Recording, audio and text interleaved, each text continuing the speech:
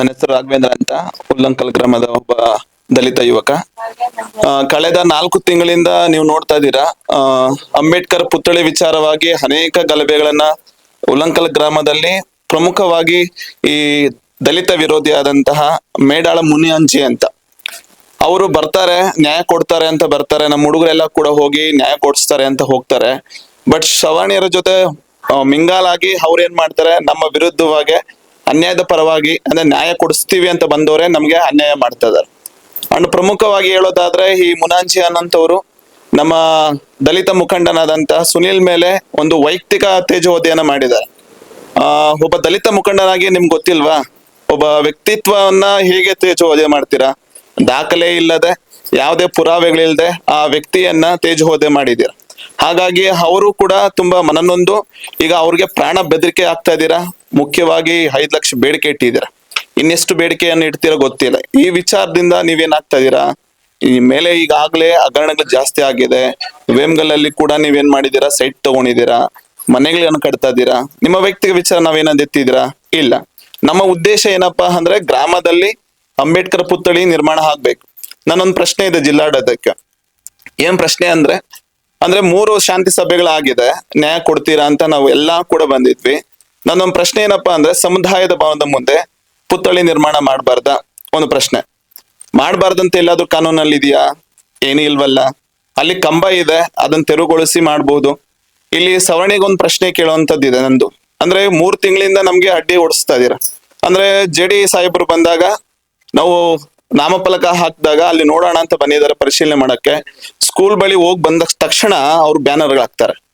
ಇದ್ರಲ್ಲೇ ಅರ್ಥ ಆಗ್ತದೆ ಅಲ್ವಾ, ಯಾರು ಇಲ್ಲಿ ತಡೆ ಹೊಡ್ತಾ ಇದಾರೆ ಅಂತ.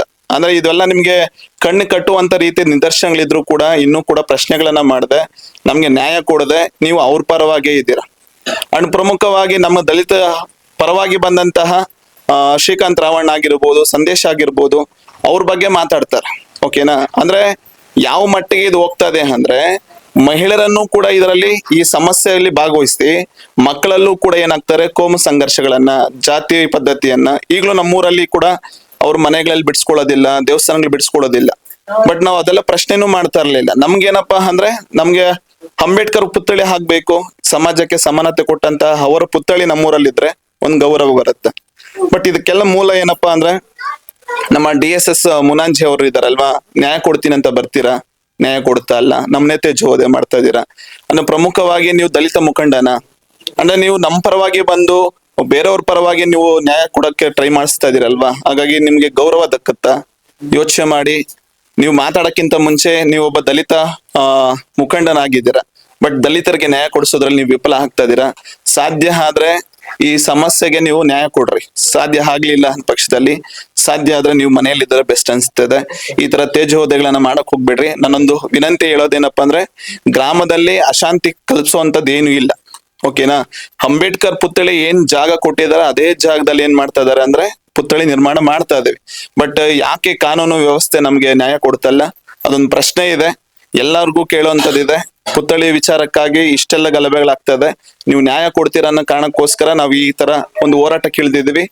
ಉಲ್ಲಂಕಲ್ ಚಲೋ ಅಂತ ಶೀರ್ಷಿಕೆ ಇಟ್ಕೊಂಡು ಆಗಸ್ಟ್ 3ನೇ ತಾರೀಕು ಹೋರಾಟ ಮಾಡ್ತೇವೆ.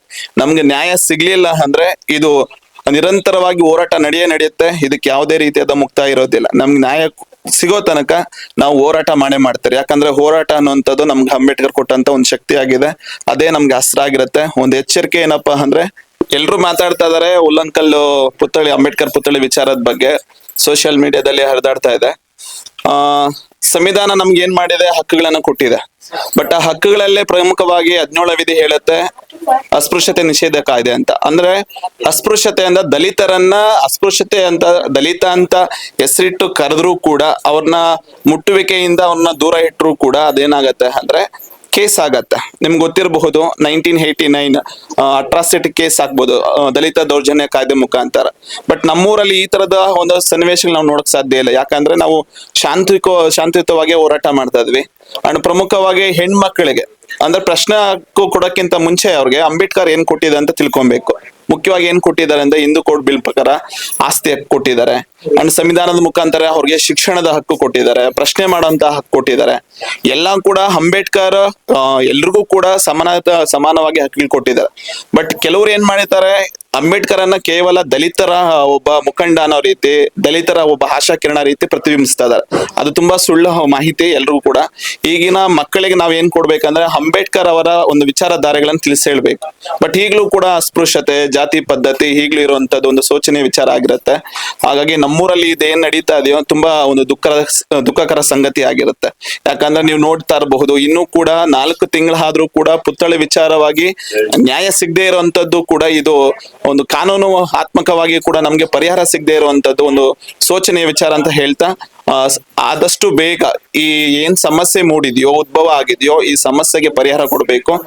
ಸವರ್ಣೀಯರಿಗೆ ಒಂದು ಪ್ರಶ್ನೆ ಏನಪ್ಪಾ ಅಂದ್ರೆ, ಸಾಧ್ಯ ಆದಷ್ಟು ಎಲ್ರೂ ಒಟ್ಟಾಗಿ ಅಂಬೇಡ್ಕರ್ ಎಲ್ರಿಗೂ ಕೂಡ ಒಬ್ಬ ದೇವರಿದ್ದಂಗೆ, ಅವರ ವಿರುದ್ಧವಾಗಿ ನೀವು ಮಾಡೋದಕ್ಕಿಂತ ಮುಂಚೆ ಅವರು ನಿಮ್ಗೆ ಏನ್ ಹಕ್ಕುಗಳು ಕೊಟ್ಟಿದ್ದಾರೆ ಒಂದು ಪ್ರಶ್ನೆ ಮಾಡ್ಕೊಳ್ರಿ. ತದನಂತರ ನೀವು ಮಾತಾಡುವಂತದ್ದು ಉತ್ತಮ ಅಂತ ಹೇಳ್ತಾ, ನೀವು ಇದನ್ನ ಅತಿ ಬೇಗನೆ ನೀವು ಪರಿಹಾರ ಕೊಡ್ಬೇಕಂತ ಹೇಳ್ಬಿಟ್ಟು ಜಿಲ್ಲಾಡಳಿತವರಿಗೆ ನಾನು ಮನವಿಯನ್ನ ಮಾಡ್ತಾ ಇದ್ದೀನಿ.